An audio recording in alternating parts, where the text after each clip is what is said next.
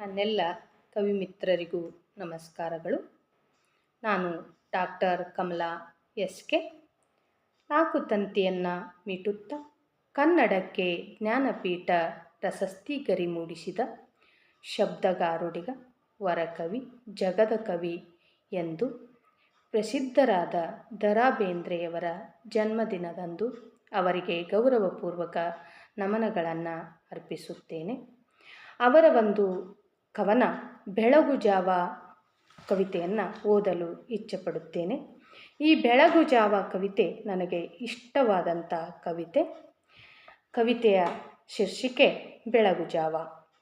ಏಳು ಚಿನ್ನ ಬೆಳಗಾಯ್ತು ಅಣ್ಣ, ಮೂಡಲವು ತೆರೆಯ ಕಣ್ಣ, ನಕ್ಷತ್ರ ಜಾರಿ ತಮವೆಲ್ಲ ಸೋರಿ ಮಿಗಿಲಿವುದು ಬಾನ ಬಣ್ಣ, ಜೇನ್ನೊಣದ ಹೆದೆಗೆ ಹೂಬಾಣ ಹೂಡಿ ಜುಮ್ ಎಂದು ಬಿಟ್ಟ ಮಾರ, ಗುಡಿಗೋಪುರಕ್ಕೂ ಬಲೆ ಬೀಸಿ ಬಂದ ಅಗೋ ಬೆಳಗು ಬೇಟೆಗಾರ, ನಿಶೆ ಇಳಿದ ಉಷಯ ಎಳೆನಗೆಯ ಬಗೆಗೆ ಸೋತಿರಲು ಜಗವು ಸವಿಗೆ, ಕಣ್ಣಿದಿರು ಒಂದು ಕಟ್ಟಿತ್ತು ಕನಸು ಕೂಗೊಂದು ಬಂತು ಕಿವಿಗೆ, ಮಕ್ಕಳಿರ ಕೇಳಿ ರಸ ಕುಡಿಯಲಿಳಿ ಹುಷಿನಿದ್ದೆಗಿದ್ದೆ ಸಾಕು, ಈ ತುಂಬಿ ಬಾಳು ತುಂಬಿರುವ ತನಕ ತುಂಬಿ ತುಂಬಿ ಕುಡಿಯಬೇಕು, ಈ ತುಂಬಿ ಬಾಳು ತುಂಬಿರುವ ತನಕ ತುಂಬಿ ತುಂಬಿ ಕುಡಿಯಬೇಕು, ಯಾವಾಗ ಕೋಳಿ ಕೂಗಿಹುದು ಏಳಿ ತಡವೇಕೆ ಪಾನ ಕೇಳಿ, ಮೊದಲಾಗಲೀಗ ಅಂಗಡಿಯ ಕದವ ಈ ಕ್ಷಣಕ್ಕೆ ತೆರೆಯ ಹೇಳಿ, ಜೀವನದ ನದಿಗೆ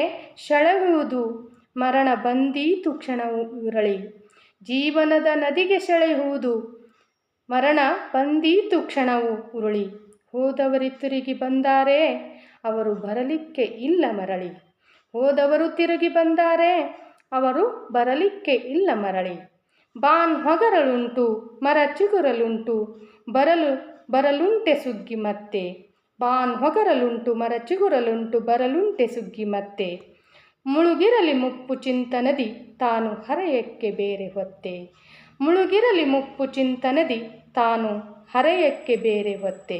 ಧನ್ಯವಾದಗಳು.